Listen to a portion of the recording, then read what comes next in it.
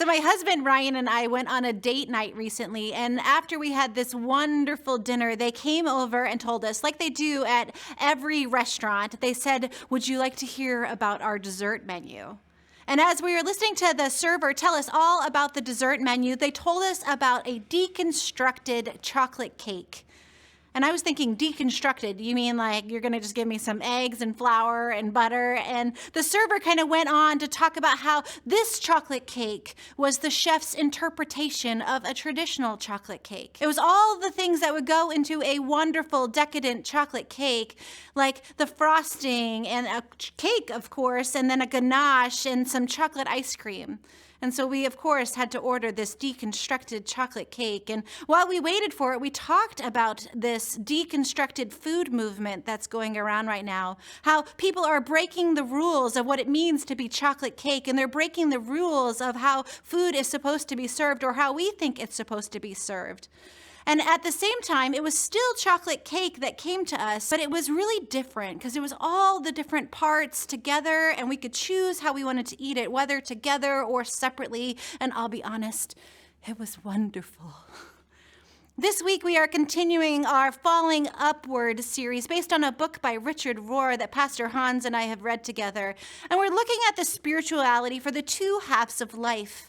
We look at the first half of life and how we have this culture that looks and glorifies youthfulness. But I think that often we miss the importance and the value of the second half of life. And so before we get into what it means to be falling upward or to eat deconstructed chocolate cake, would you do me a favor?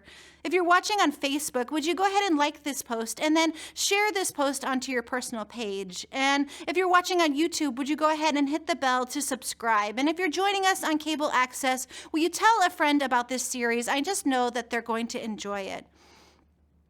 So if you are lucky enough to have lived long enough, the odds are that you've had your life totally deconstructed at one point in time, where you spent so much energy trying to make it one way. You spent all the energy on the right ingredients, the right mixture, the right actions, the right choices, but then something comes along in your life and it just interrupts it. Something unexpected, something maybe tragic, and you find your life completely deconstructed. It is the same life, but at the same time, it looks really different. And I'll share this with you, as I've shared with you in other daily doses. The first half of my life, I had so many things that I certainly never imagined. The falls that I've taken in my life, the places where my life has deconstructed, like my divorce or my miscarriages or losing my mom to cancer or these tragedies that just took my life apart. They changed it entirely from how I thought it should look to a different path. Author Richard Rohr puts it like this. He says, sooner or later, some event, person, death, idea, relationship will enter your life that you simply can't deal with. Until using your present skill set, your acquired knowledge, your strong willpower, and spiritually speaking, you will be and you must be led to the very edge of your own private resources. Friends, sooner or later, you will end up with something that you are not prepared to handle at all. You will be deconstructed.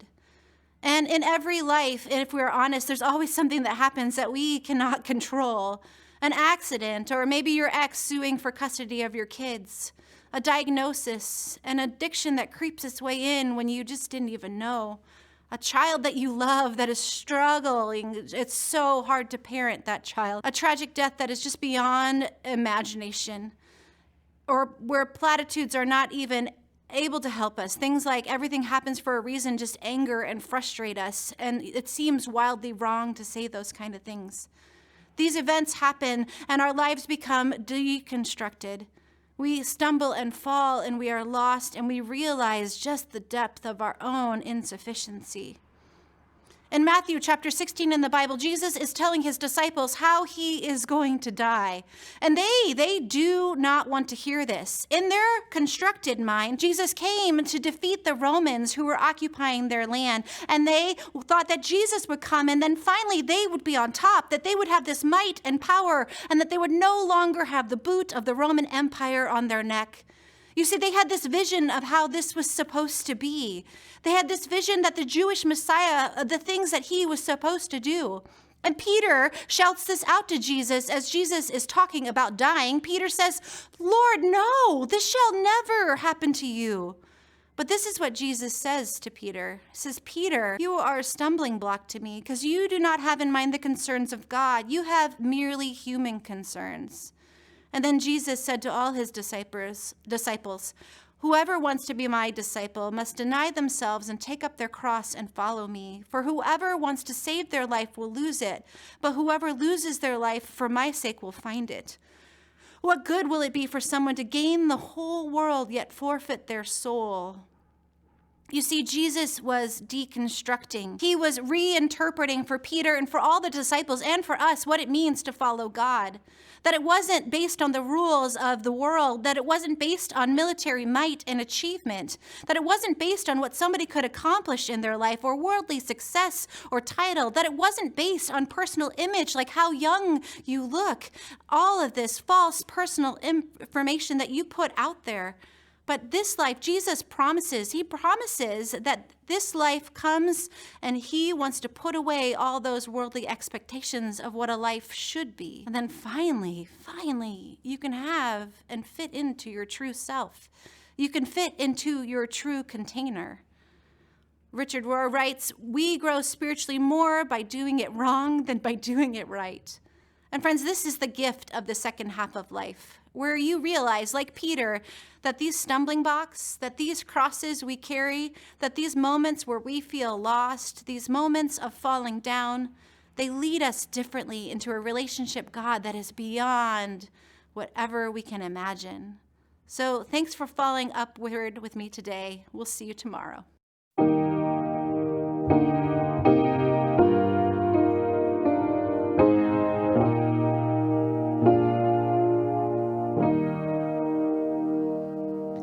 Beautiful Savior,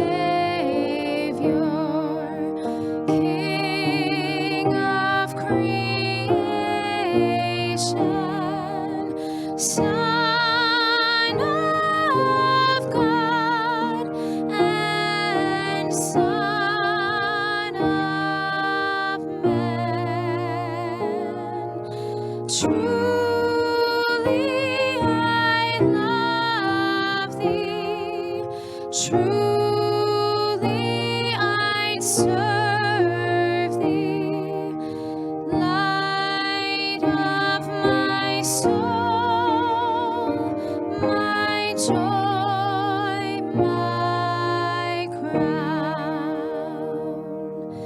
Fair are the meadows, fair are the woodlands, robed in flowers of blooming spring. Jesus is fairer, Jesus